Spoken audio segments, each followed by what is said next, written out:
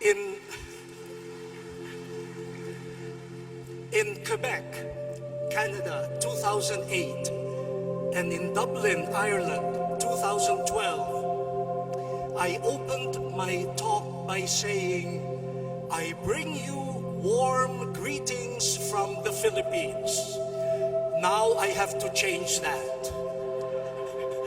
Now I say, thank you for bringing the warmth of your peoples and countries to the Philippines.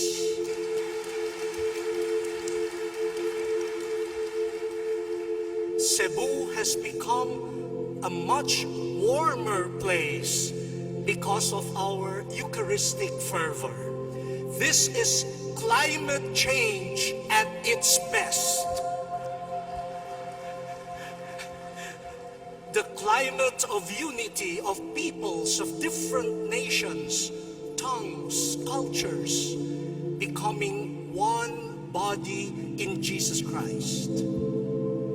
What warmth, what joy, what love. And this is the topic of my catechesis this morning, the Eucharist and the dialogue with cultures.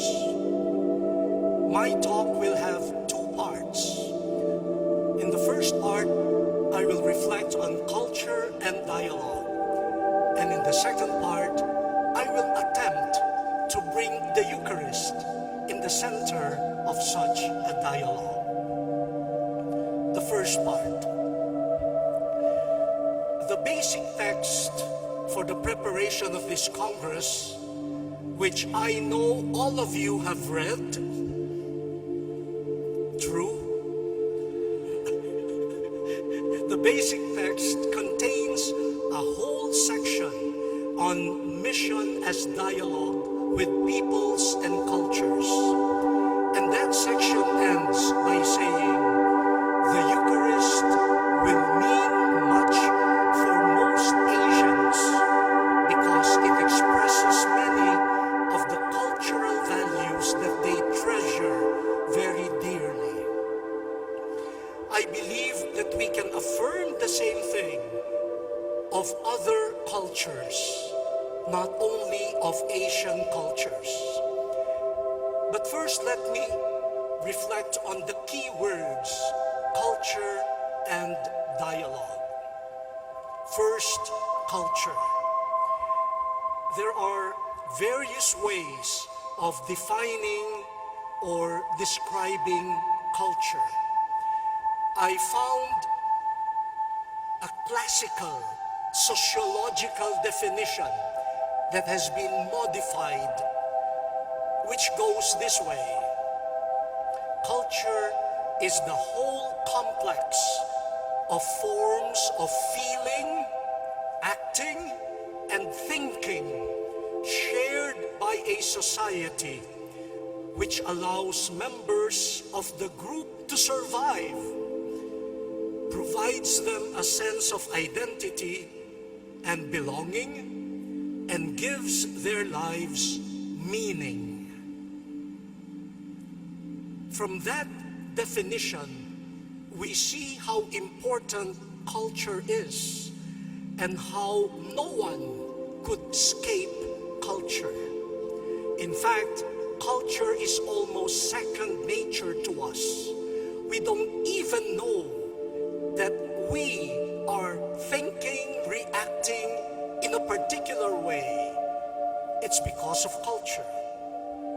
So culture contains ways of feeling, acting, and thinking.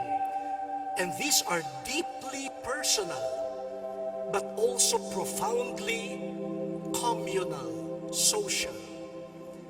In fact, according to the definition, the survival, the identity, and the values of a society and its individual members depend to a large extent on their culture. So when you move from one culture to another culture, even temporarily, you feel a bit strange. You feel a bit confused. and sometimes you feel threatened. You know you are in unfamiliar ground. Now that's the sociological definition. I'm not a sociologist.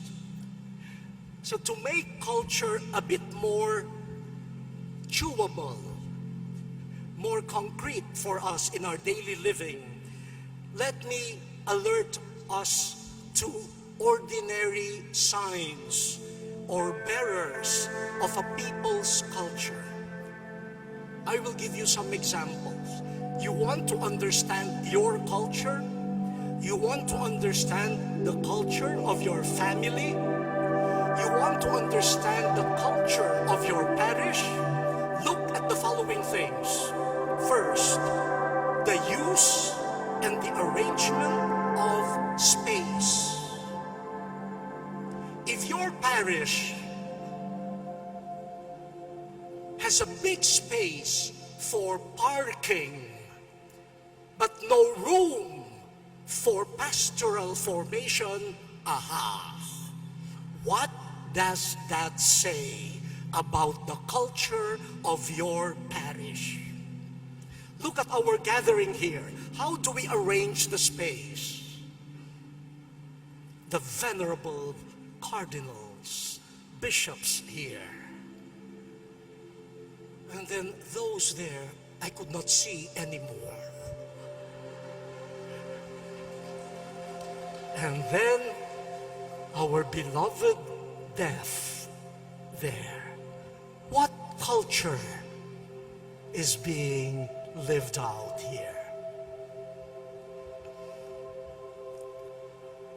Peace.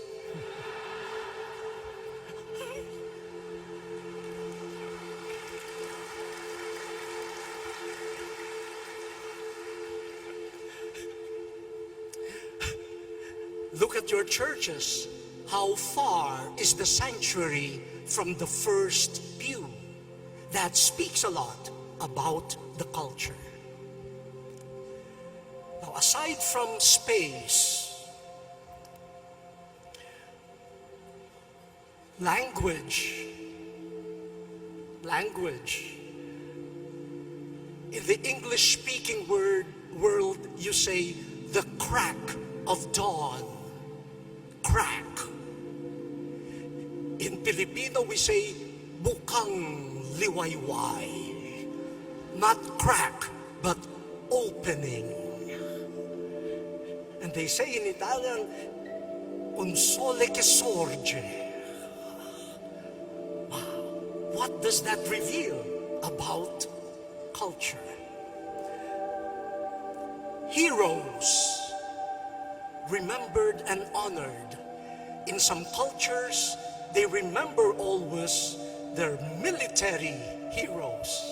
In some cultures, their heroes are the boxing champions and the beauty queens. What does that say about a culture?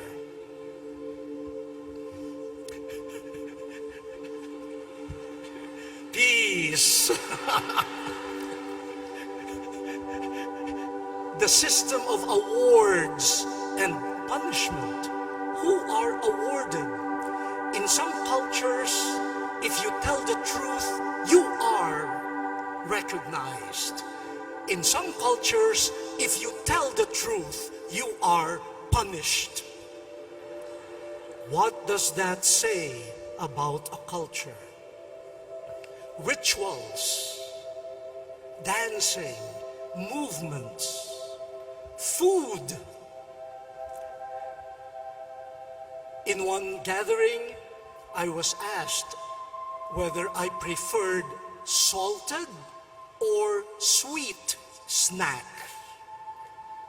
In other places, you have sweet and sour.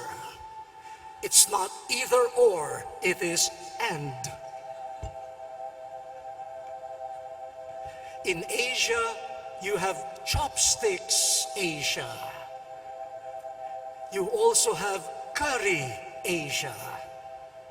You also have banana leaf Asia. You see the culture based on food and also the sense of time.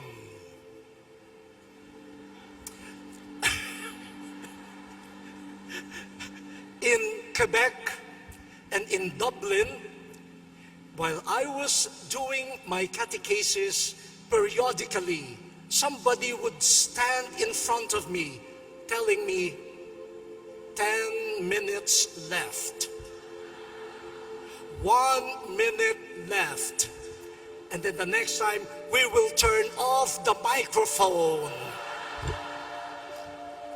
Here, I don't think anyone would come in front of me. Nobody would dare.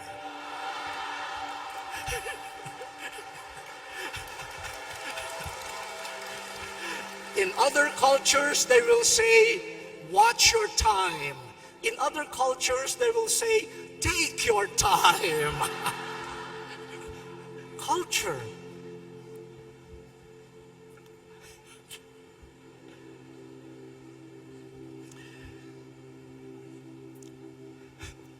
And many others. I think that way of approaching culture would be more concrete and simpler, and it would help us even engage in individual and corporate examination of consciences. I see many of my brother priests here. Look at your room. Does it reflect a celibate culture? The way you arrange your beds and your things, you are celibate. Your bed should be single, not double.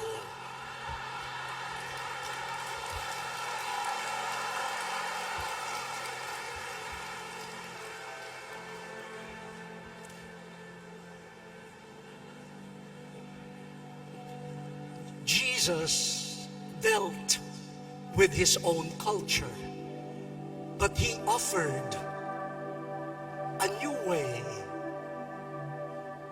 of living, thinking, of acting and speaking.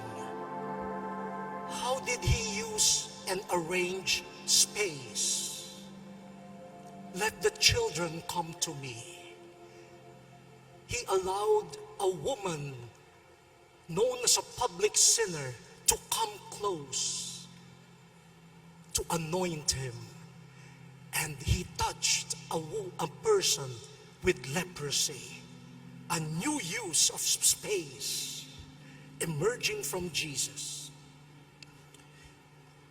His heroes, the centurion, the Syrophoenician woman, lowly fishermen, his rituals, his meals. Oh, Jesus ate a lot. He was always in meals. But during those meals, he ate with those people that would never be invited to meals. Time.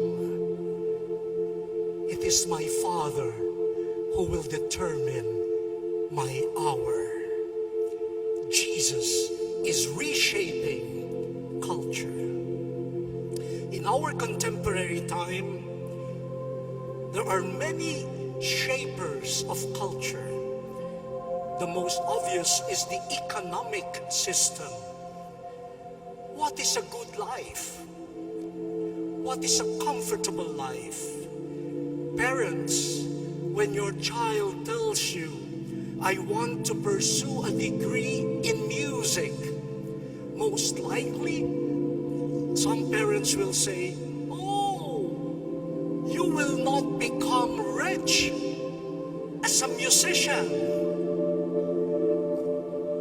Enter into something else.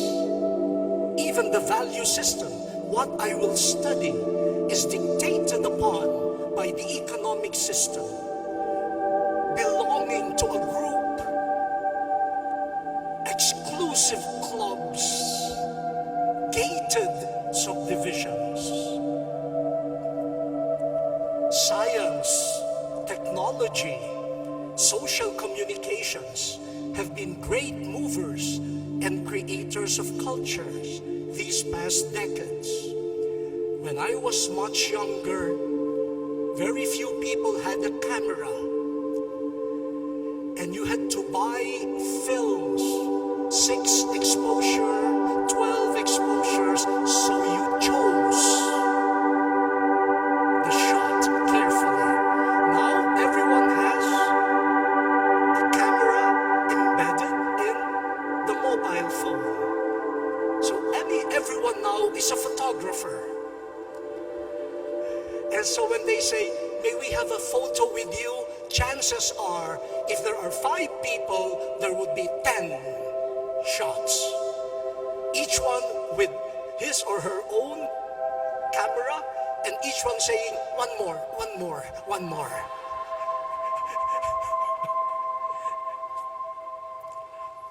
Wars, ethnic and religious conflicts, natural calamities, typhoons, earthquakes, and the ensuing migration, the refugee crisis, are shaking the grounds of cultures, both of the displaced peoples and of the places of destination. Even as we speak right now, there is brewing tension between the preservation of cultural identity and the welcome that we should afford people coming from other cultures. Many conflicts that harm our world today involve disconnectedness of cultures and even clashes of cultures.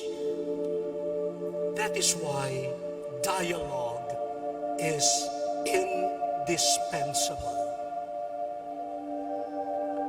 And that leads me to dialogue.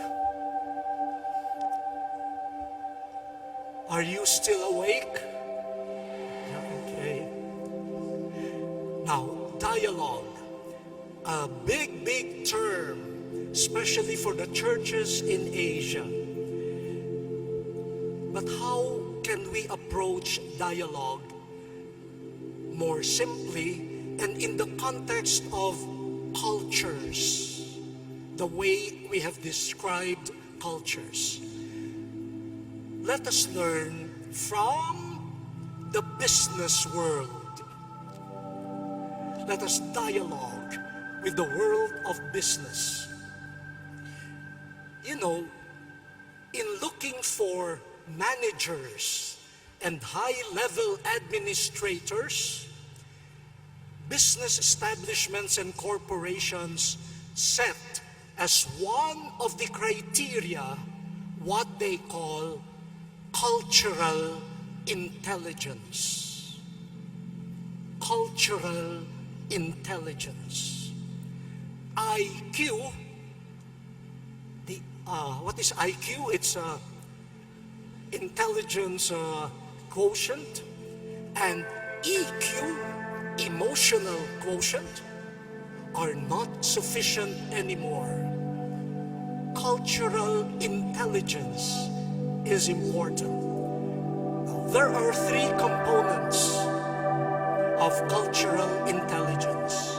First, I know my culture, and I know how my culture affects my attitudes, priorities, work ethic, and relationships. I don't only know my culture, I know how my culture has formed me and has affected me. You know, when I was a student in the United States, one day our professors gave out class notes, but somehow they did not reach me. So, as a Filipino, I did what every Filipino would do. I asked my classmate who was seated next to me to pass on to me the notes. And what did I do? The Filipinos would know that.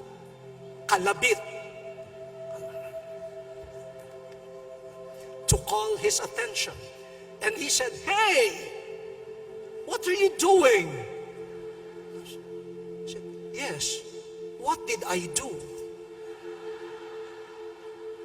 And I started groping for the English word. I calabitated you.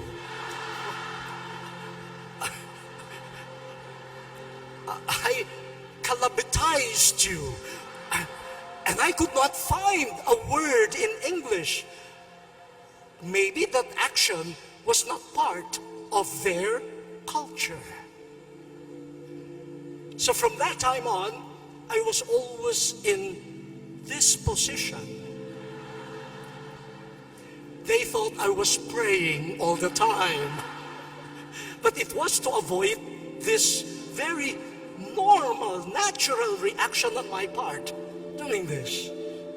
Don't do it now, please.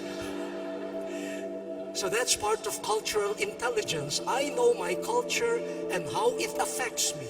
Secondly, I study and try to know from within the cultures of other people. So I begin to understand why they behave as they do. Understanding. And the third, I determine a path for my culture and their culture to learn from each other, to challenge each other, to purify each other.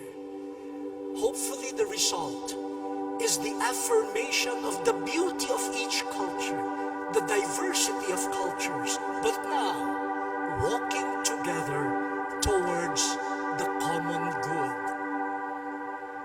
Ultimately, cultural intelligence, CQ, IQ, EQ, CQ, is the capacity to engage in and facilitate dialogue.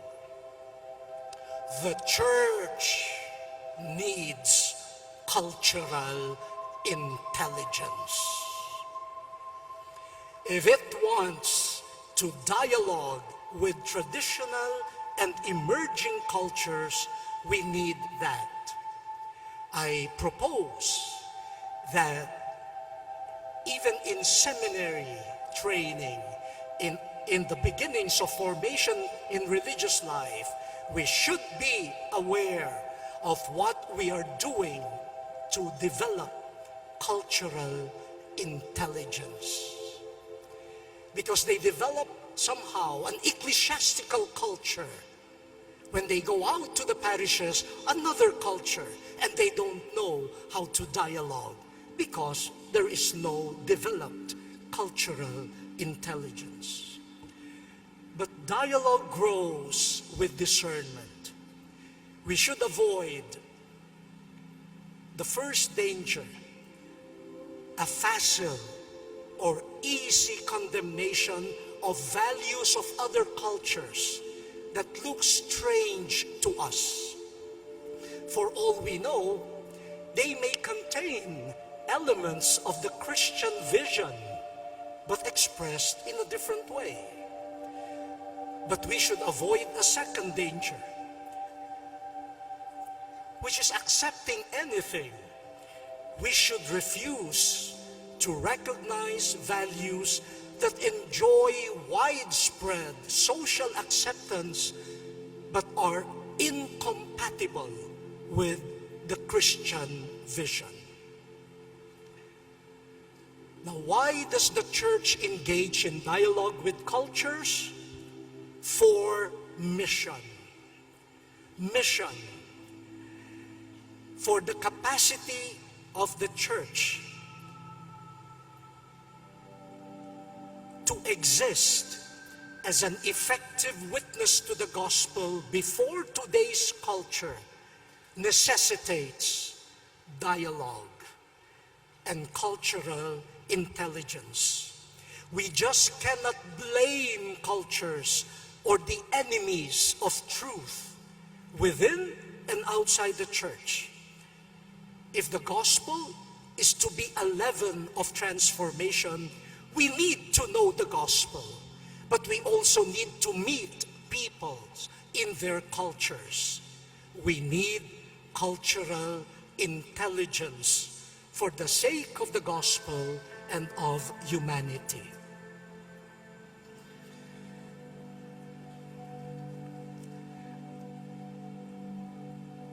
Are we still together? Yes.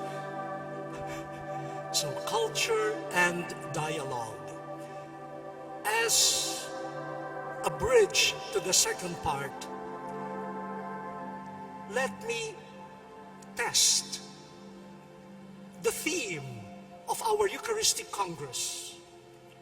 Christ in you, hope of glory. How do the other cultures outside of the Christian culture, how do they understand the theme of this Congress? Christ in you, the hope of glory. Of course, for us, we are affirming the presence of Jesus, Christ in us, especially in the Eucharist. Vatican II, in the Constitution on the liturgy, tells us that Jesus is present to the church in the person of the minister,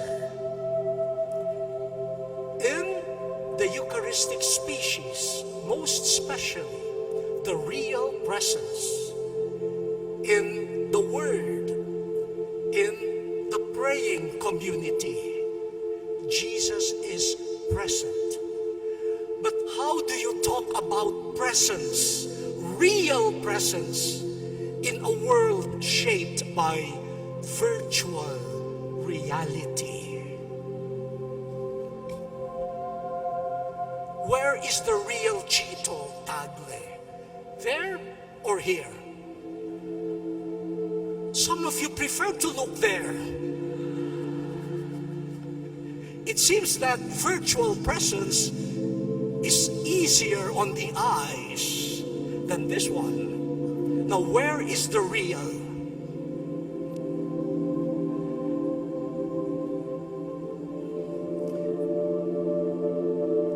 May I know how many of you were already born with a cell phone, with the internet, that what we call the digital natives.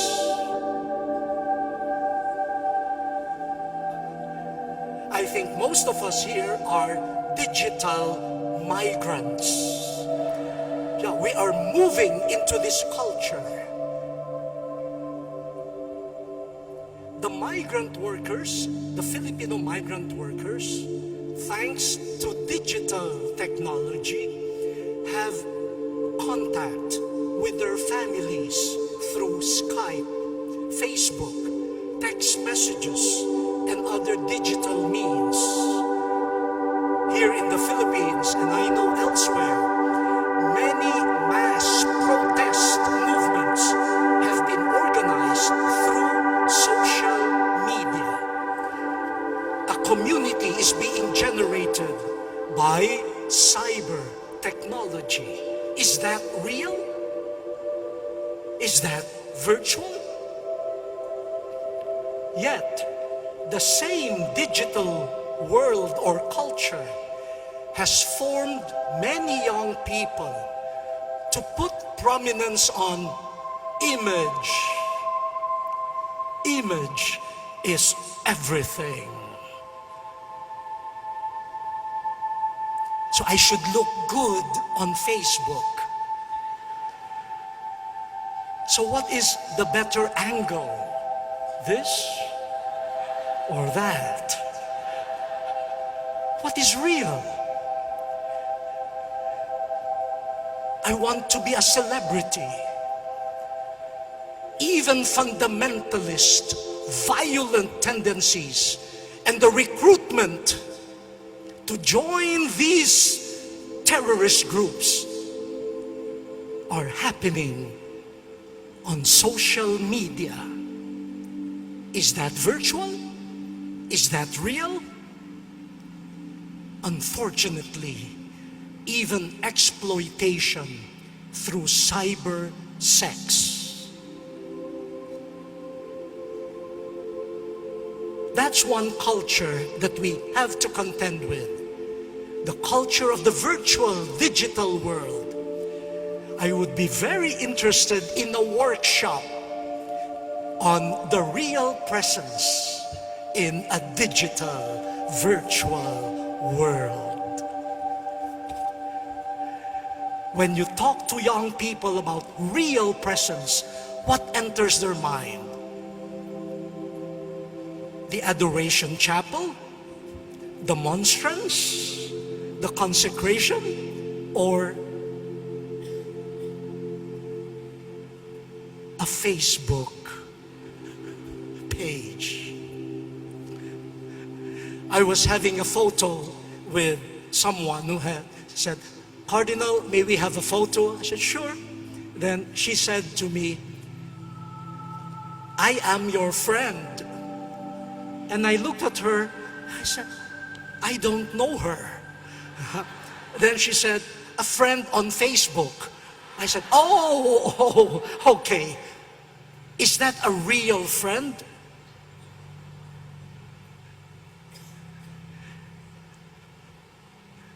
I think, looking at my reaction, she immediately unfriended me. Now, is that real or virtual? But I have learned from experts in the digital culture that the term real for them means authenticity, integrity, credibility. When we dialogue with the culture of the virtual, they will look for authentic and the credible presence of Jesus in the minister, in our words, in our Christian community. We assert the real presence of Jesus. For those in a digital, virtual culture, that means I will look for a credible, believable, authentic manifestation of Jesus. With that, I turn to the second part.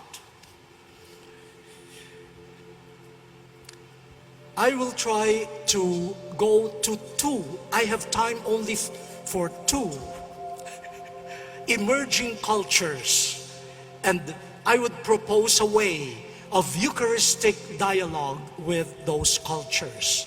The first is the culture of alienating individualism. And we propose the Eucharistic culture of convocation, gathering, communion in love. One of the great gifts of our time is the value placed on the individual human person. The appreciation of the person is good and necessary for society. This is what sociologists, psychologists call individualization. And that is important. Individualization prevents human beings from being reduced to mere spare parts of a big social machinery. Unfortunately, this healthy process of individualization has been pushed to an extreme called individualism, where the individual and the community become enemies. The individualistic culture takes the laissez-faire attitude that the individual reigns supreme and individuals can look after themselves. Look at the many books, self-help books. You can repair this by yourself. You can do this by yourself. Self-help. I don't need you. I can do it by myself. I don't know whether the culture of selfie. I don't need the photographer. I can do it by myself. Why am I raising my voice? But we have to be critical. We have to be critical about all of these things. In the culture of alienating individualism, the individual alone must achieve something in society. This culture protects individual rights, but does not sufficiently stress duties to other persons and to society. Individualism is fueled in the economic sphere by competitiveness rather than cooperation. And the educational system reinforces this with beautiful words: creativity, initiative, personalization. We need to be careful. What do we mean by those words? Now, the culture of individualism has social forms, for societies can also be individualistic. For example, ethnocentrism, nationalistic xenophobia, religious intolerance. It stigmatizes persons, discriminates against them, and sees strangers in a distorted recognition. The culture of individualism sets up barriers and relegates the unwanted to ghettos. The culture of individualism engages in scapegoating, blaming the ills of society on the stranger, the alien, the migrant, the refugee, the poor, the minority. The irony of it all is that this culture of individualism that wants to protect the individual is one of the causes of the disappearance of the individual. An individualist loses friends and neighbors, eventually becoming a nobody. An individualist inhabits a world that is so narrow that it does not have room for anyone, including himself or herself. Human persons are fulfilled both individually and socially, and at the same time. But we should also be critical of cultures that disregard legitimate individuality in the name of false communitarianism. I'm oversimplifying the description of the culture of individualism, but I leave it to your reflection. Let me turn to the Eucharist. The Eucharist offers an experience of another culture, the culture of convocation. Convocare. You are called with others. You are called to be with others. And you are called to be with others in a meal that the Lord hosts. When the Lord hosts a meal, be prepared to be with surprising others.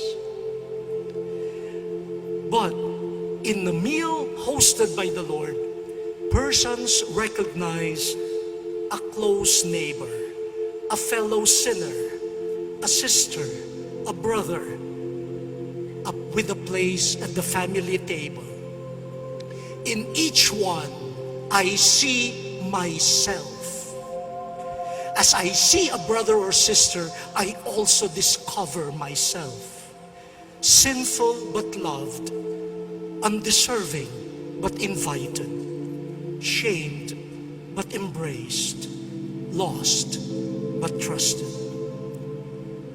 That was how Jesus hosted and participated in meals, by calling together the most unimaginable combination of people to a community to become His family, His body, because He has convoked them. Remember how Jesus broke the isolation of those pushed aside by a culture of alienating individualism. Matthew, the tax collector, Zacchaeus, the sinful woman who washed the feet of Jesus, the centurion, the Syrophoenician woman, and recall the eternal isolation of the rich man who totally ignored the poor man, Lazarus. My dear brothers and sisters, let us begin the dialogue with the culture of alienating individualism in our homes. Restore the family meals. The basic unit of the meal is the table, the common table. Nowadays, the basic unit of the meal is my plate. And if I have my plate with food on it, I can go anywhere and eat it by myself. But that is not a meal. That is just eating. Individualistic persons know how to eat, but they don't know how to participate in a meal.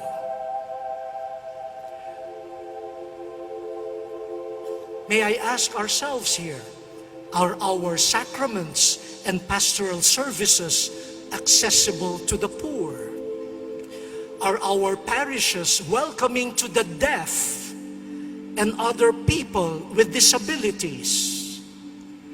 Do the wounded, lost, shamed, humiliated, and despised find a family in our communities? And on the other hand, are individual gifts, opinions, and talents allowed to grow in our communities? Let me end this section with a story. When I was a parish priest in the 1990s, I invited some of the youth, the sick, the poor, the women, the people with disabilities, and the unknowns to come up to the altar so that their feet could be washed at the commemoration of the Lord's Supper on Holy Thursday. And by the way, last January 6, Pope Francis issued this directive that from now on, in the washing of the feet, the people of God must be represented.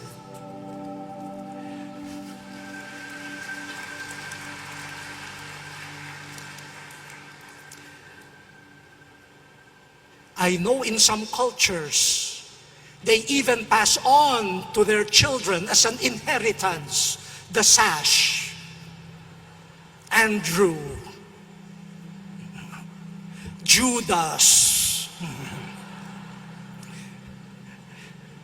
That particular Holy Thursday, we invited a poor girl who regularly sold flowers and candles at the church grounds to be one of the 12.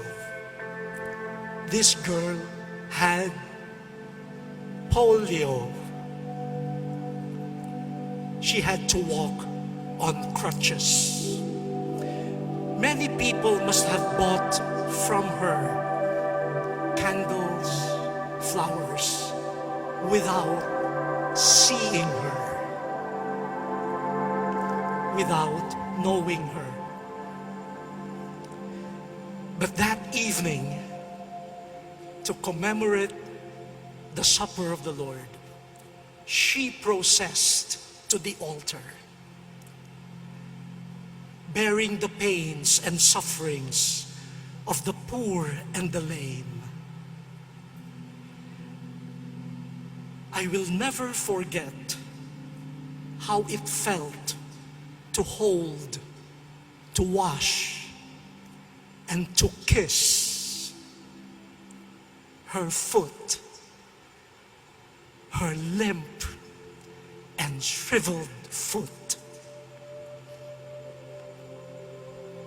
It would be forever etched in my memory.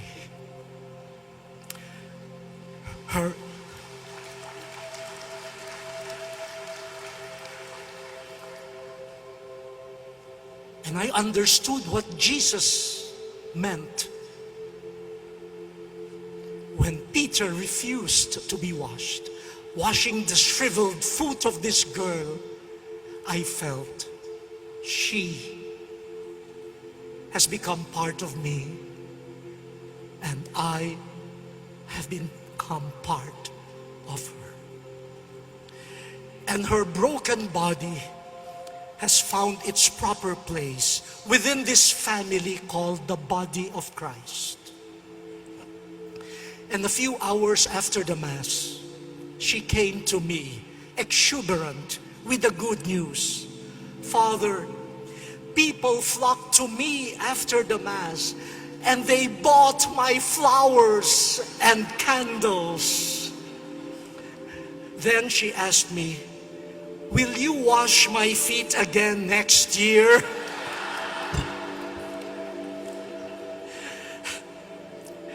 She is no longer just a polio-stricken flower and candle vendor.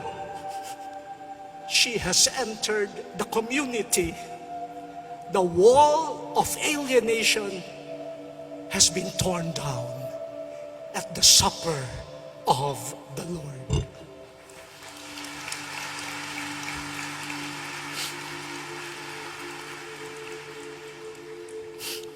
Last October 2015, with a team from Caritas Internationalis, I went to a refugee camp in Idomeni, Greece, close to the border with the former Yugoslav Republic of Macedonia. The thousands of tired, hungry, weary, dirty, confused, and anxious refugees from Syria, Afghanistan, Iraq. And we remember them, and the many, many other refugees from Asia and different parts of the world. They were longing not only for food, drink, shelter, and safety, but for hospitality and welcome. And in the midst of the tensions and commotion, I noticed an energetic lady, the vice mayor of Idomeni, who was managing the distribution of food. We were following her directions. During a pause, I asked her, whether it was her job as vice mayor to manage the distribution of food, she said, "No, this is my volunteer work." Quite amused, I asked her, "Why do you need to volunteer? You already are a busy woman as vice mayor of the town." Her answer, brothers and sisters,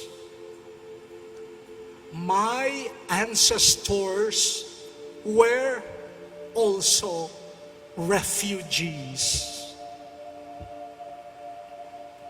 I have refugee DNA in my body. I will never forsake them. They are my brothers and sisters.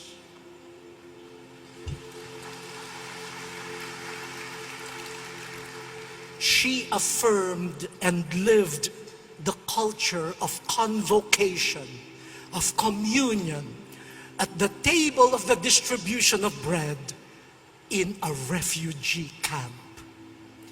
The isolation of the discarded in a broken world have found a family even for a fleeting moment.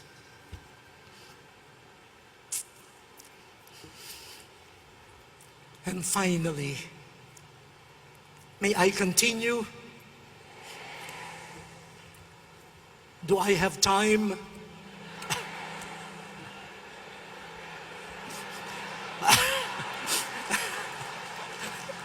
No, I will watch my time too. The second and final type of culture, what Pope Francis has been talking about, the throwaway culture. And what do we propose in the Eucharist? The culture of gift and sharing. In our time, we see a culture of achievement, of success. People are driven to work hard for self-advancement and for the good of their families. Human work that develops human talent and promotes social progress must be encouraged. The sad reality, however, is that human achievement is often fueled by materialism. The accumulation, the consumption of goods, even when they are not needed, becomes a badge of dignity. Competitiveness, inequality, and affliction emanate from this culture. Buying for the sake of having leads to throwing away. And we throw away goods that the poor should benefit from, but could not afford to buy. But is it not ironic that the culture of accumulation is also the culture of throwing away? Who has something to throw away? Only those who have accumulated. And they have accumulated what they do not need.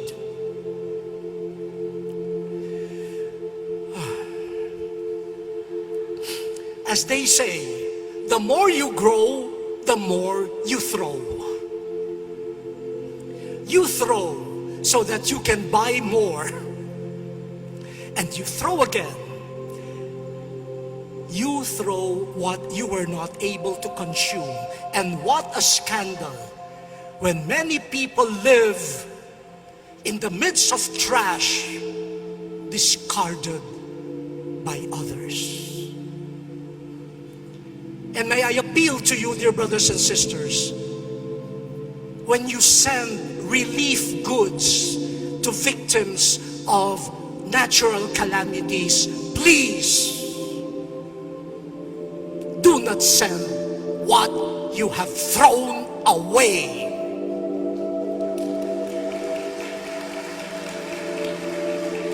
You are just decluttering your closet. Imagine, during during the time of Hayan, Yolanda, as we were unpacking some of the donations, there was a wedding gown. Who would use a wedding gown? They were just throwing away unused clothing to the poor.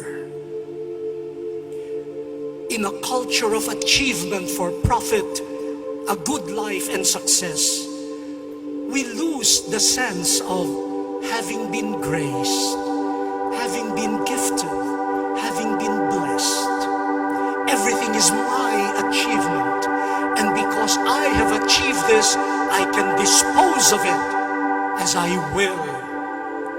But you do not dispose and throw away a gift. If we are simple, if we live by restraint, we could go against the throwaway culture. But let us begin now. Husbands who are here, are you tempted to throw away your wife like a home appliance? She is a gift. Don't throw her away. Wives, are you about to throw away your husbands like junk? Think twice. Your husband is a gift. Parents, do you see in your son or daughter that gives you some difficulties a thing to be thrown away? Or do you see in him or her a gift of God? Mothers, do you consider the baby in your womb a burden or a problem to be thrown away, or a gift of life? Teachers, will you throw away slow learners among your students, or will you treasure them as gifts? Especially when you are teaching in a Catholic school. Politicians, will you throw away people's taxes for your parties and shopping, or guard them as gifts for social service?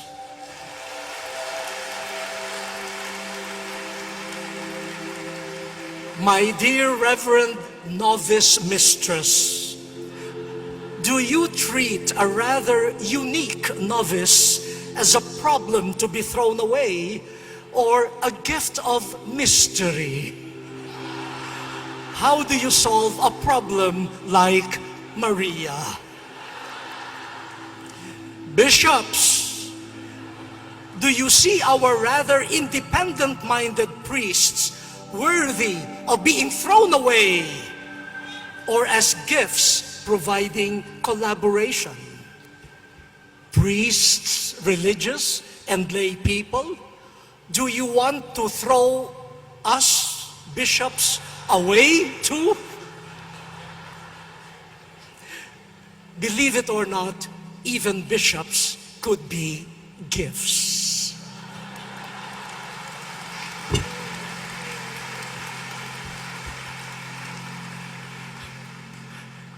The Eucharist responds to the throwaway culture with the culture of gift.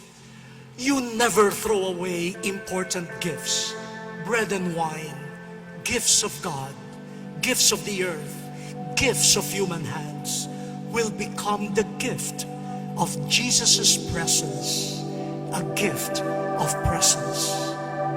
But mind you, the Bible is filled with people who were thrown away. Joseph, thrown away and sold by his brothers. David, threatened to be thrown away by King Saul. Elizabeth, the mother of John the Baptist, thrown away into hiding during her pregnancy. Joseph and Mary, thrown away to the manger by closed doors. Jesus, thrown away by the jealousy and fear of power-hungry politicians, thrown away by self-righteous religious leaders, and finally thrown away by the betrayal and denial of friends. All of them were thrown away by an unfriendly world, but God took them in His gentle hands and gives them to us as His gifts. On the night Jesus was betrayed, on the night when all forces were conspiring to throw Him away, He gave Himself as a gift of love. No one takes my life from me.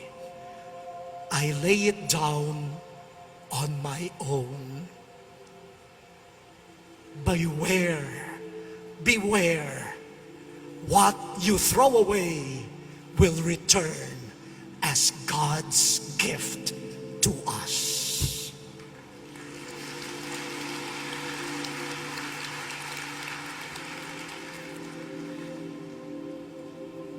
Christine Sunacoro rightly observes, it is incongruous to delight in Jesus' Eucharistic body if we throw away into invisibility some who make up the body of Christ. And let me read quickly some of the questions she raises for our examination of conscience. A useful starting point, according to her, might be to inquire, where do our sacramental bread and wine come from? Has the flour been produced by migrant or even slave labor? Is the wine imported from a winery that employs workers without paying them a living wage and thus prompting them to cross borders to survive? And the catered food and dishes for synods, conventions, assemblies, conferences, and task force functions in metropolitan hotel chains, who cooks and who cleans up afterwards? And what about the shoes, ties, hats, gloves, shirts, and dresses called Sunday best? Who makes them and who dry cleans them? Are they brothers, sisters, or just invisible, expendable migrants and refugees, disregarded as pawns on the chessboard of humanity? End of quote. To the many people who arrange the seats here before we come every morning and who stay behind while we are probably already sleeping in our hotels, thank you. To those who are preparing our food early morning and who clean up after us and stay till the late hours of the night, thank you.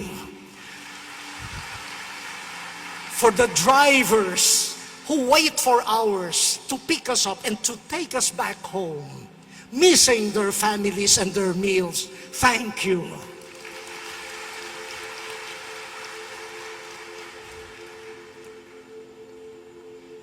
You make this Eucharistic Congress truly a culture of Eucharistic love.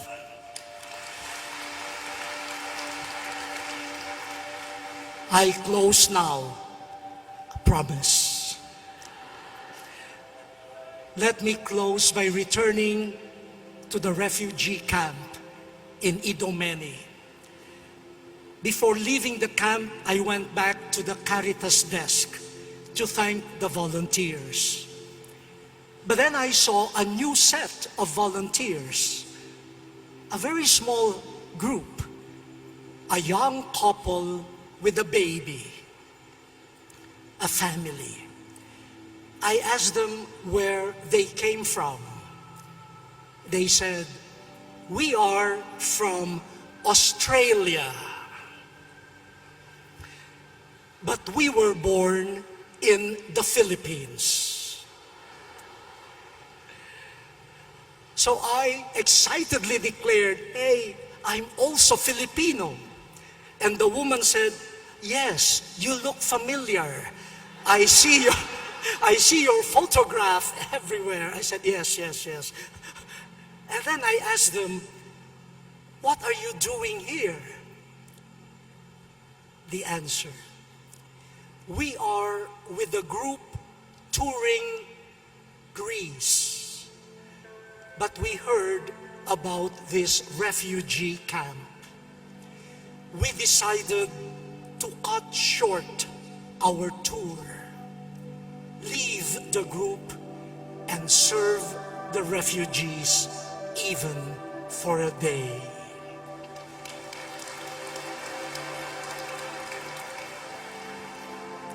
That couple with a child is a wonderful gift. I believe that for every piece of bread, every bottle of water, for every smile they gave, the refugees would not feel like trash, thrown away as rubbish on the rough seas and lands, but as gifts to be treasured. Let us behold Jesus in the Eucharist. Let us allow Him to form in us a community of neighbors, brothers and sisters. No more barriers, only bridges. Let us allow Him to open our eyes to see in creation, in persons, in the poor, the discarded, but truly gift of God. No one thrown away, only gifts to be treasured. This culture of communion and gift shared will make a Eucharistic community a real, a credible presence of Christ in the cultures of the world and provide the world a reason to hope. Christ in us, our hope of glory. Thank you very much.